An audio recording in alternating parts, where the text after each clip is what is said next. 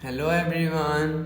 In this video I will show you how to restore the lost or detailed notes in iPhone 17 Pro Max. So let's start the video. First of all, go to app library. Now here click on suggestion folder. Now here click on notes app. Now here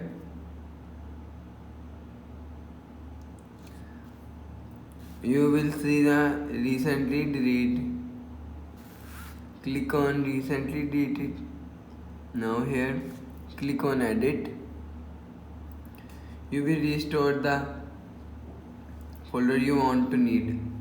So click the note, click on move.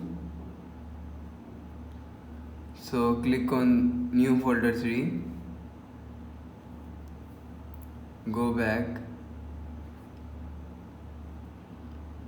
The note is restored.